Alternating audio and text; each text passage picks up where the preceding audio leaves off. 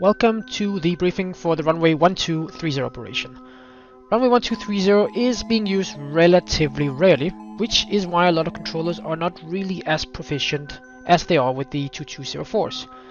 Several different factors must be taken into consideration. The different taxi routes, different aircraft restrictions, and different departure and approach procedure.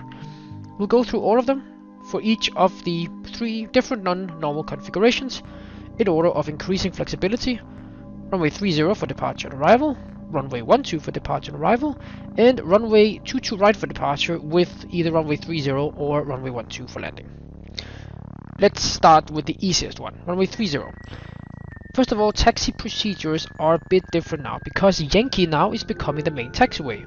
Taxiway Zulu is, in this configuration, not really included, meaning you can use it as desired for non-standard stuff. The reason Yankee is the main taxiway is because it connects to Victor for departure runway 30, and much more importantly, vacating airplanes from Kilo 3 on runway 12, because you see, holding short of Zulu will actually not clear airplanes properly off the runway. Therefore, the instruction which should be given by tower is vacate Kilo 3 to hold short of Yankee, or Kilo 2 and Kilo to hold short of Zulu. This is the way to avoid a blocked runway due to airplanes holding short. At Victor 2, short of 22 left, is where the airplanes are handed from apron to crossing tower.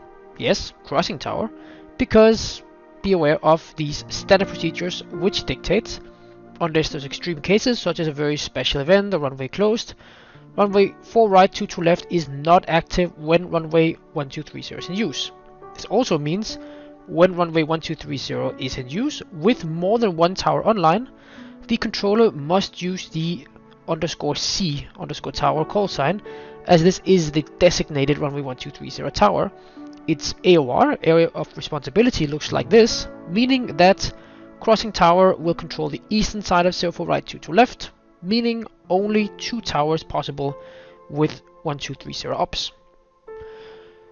Talking now about airplane restrictions, it's not so bad on a 30 end, except that Golf 2 is only for medium and small heavies such as A300 and 767s, and November 2 to the hangar area is only for medium airplanes if they're taxiing under their own power. Much more complicated does it get when we come to the landing airplanes. Now, listen up, because these restrictions are going to be exactly the same when we talk about runway 12 in a minute. Almost the same at least. There are theoretically 1, 2, 3, 4, 5, 6, 7, 8 exits, but not all of them are actually allowed to be used. Delta is fine, just quite a short landing distance, but some airplanes can actually make it. Alpha is fine, but only if you have a pure 1230 configuration. Foxtrot is always a no-go, same is left on Foxtrot, unless they're specifically going to stand Whiskey 1. Kilo 3 and Kilo 2 are the preferred exits. Kilo 3 handle mediums and Kilo 2 handle all heavies. Well, almost all heavies. And actually with the small modification that these small heavies such as A300 and 767s can vacate Kilo 3 as well. Just like Golf 2 at runway 30. A small note. Heavies actually can vacate Kilo 3. The problem is, we've just established the need to hold short of Yankee, and since both taxiway Yankee and taxiway Lima at these segments are closed for heavy aircrafts above 767s and 300s, you are going to find yourself in a tough spot. That's why heavies has to vacate Kilo 2. Kilo 1 though is closed. You cannot taxi nor vacate airplanes there. There simply is not space to taxi. Therefore, this taxiway should not be used by anyone except maybe small business jets and small propeller airplanes. This also means if they miss Kilo 2, they need to vacate left at the end onto Foxtrot and then cross the runway again. The same exit has to be used by long, slender airplanes that can't make the right turn on Kilo 2. By this, it's the Airbus A340-600, the Boeing 777-300ER, Airbus A350, all these types that are very long and slender and wide body. We're gonna go through all this again in a minute. Departure and arrival restrictions are also important to review. Separation is the same, however the departure frequencies are not. Reference the LOP Addron 166. In here you see this table that certain SIDs has certain frequencies, and it even differs between runway 12 and 30. Notice also airplanes are not allowed to turn until they pass this Bafik point, and the initial climb is no longer flight level 70, it's 4,000 feet of altitude. Remember, you are now below transition altitude. Arrival wise, the missed approach is pretty straightforward, it's straight ahead 3,000. Good, so far so good. Now let's turn it 180 degrees and go through runway 12.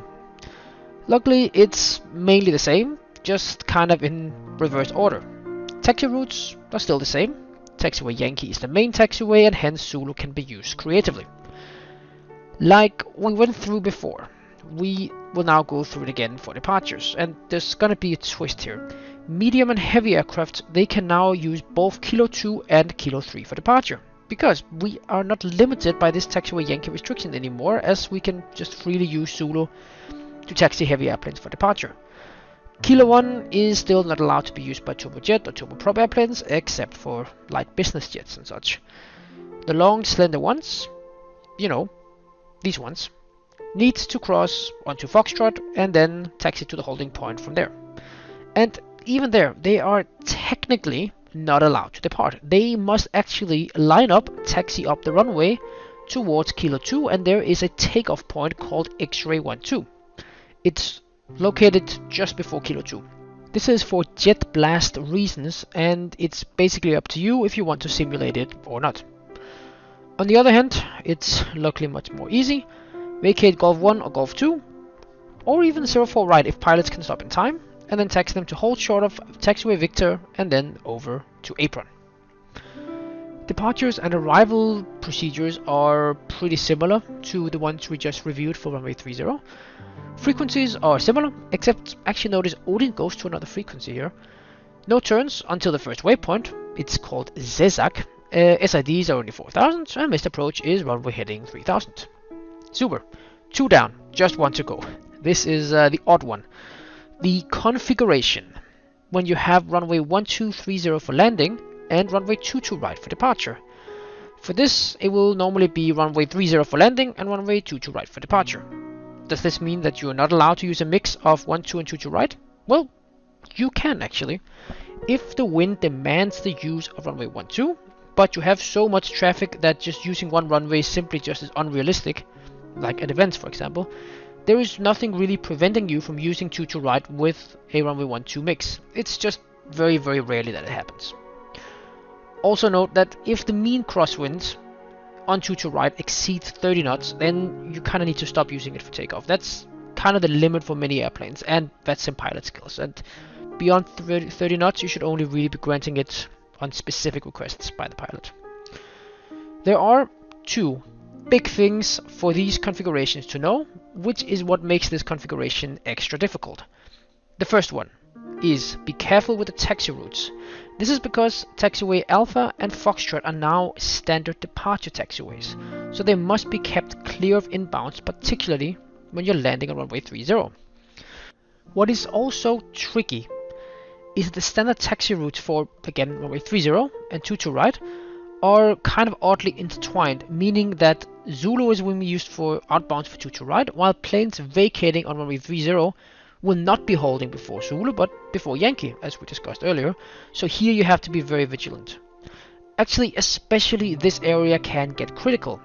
Since airplanes vacating runway 30 is taxi via Kilo 3 and Lima to hold short of Yankee, you have to be very careful with how you push airplanes from Alpha 17, since you actually could get a gridlock, especially if you have a pushback on, let's say, Juliet as well, which is pretty common. Therefore, with this configuration, as well as any time you really have 30 and 22 right configuration, ask the pilot either to make a custom pushback to Alpha 50, to Yankee 2, or just give him a straight pushback. The second part is when we're dealing with departure separation, and this is even more tricky because it means you need to look at some approach stuff. The SIDs out of Copenhagen, out of 22 right, are not made to be compatible with runway 12 and runway 30. This means while this is 22 right departure SIDs, this is, for example, runway 30 arrivals.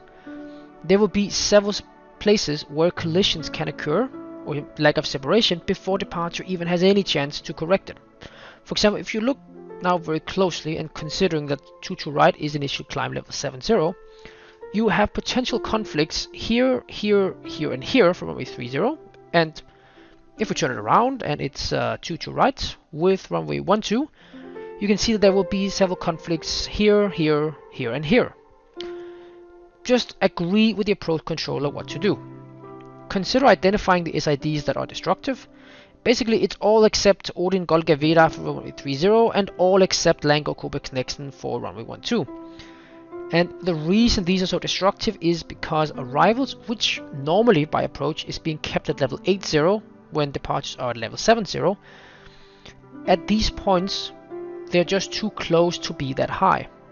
So you have to deal with this somehow. What you can do is to put them all on runway heading 4000. This will give approach some space and time to work with, or whatever else you can agree with approach about. So basically that covers, if not all, then at least most of the major items for runway 1230. Use the Yankee for taxiing in general and check the 1230 route chart. Know the airplane restrictions for runway 12, especially be ready to look up departure frequencies from the LOP. Know that 30 knots is basically really a limit before you can have the 2-2 right mix, while knowing and mitigating the potential complications.